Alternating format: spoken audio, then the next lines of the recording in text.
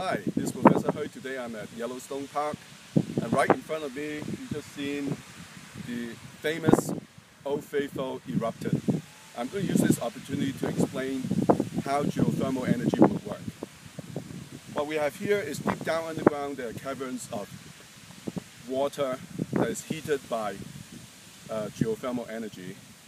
And because it's so deep underground, the water pressure is so high that water would boil at 700 degrees Fahrenheit or roughly 300 some degrees Celsius.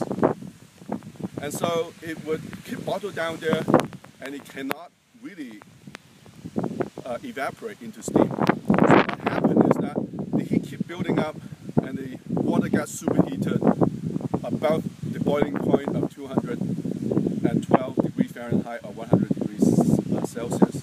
So at a certain point when the pressure builds up so much that it would rise up through a very tall vent, and then the pressure is released with that superheated water going up.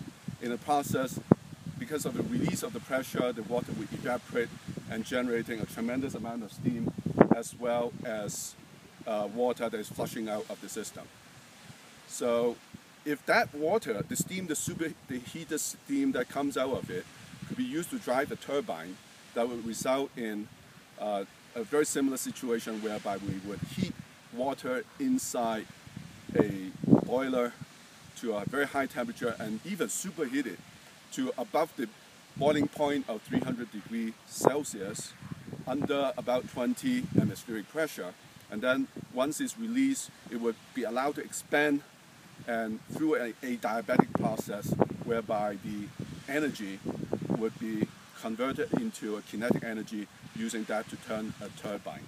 So here you see it's starting to fade now as all that pressure is released, and what you have is that eventually the pressure collapses itself, and then it will take another 90 minutes before this pressure as well as the temperature inside the cavity of water will build up again.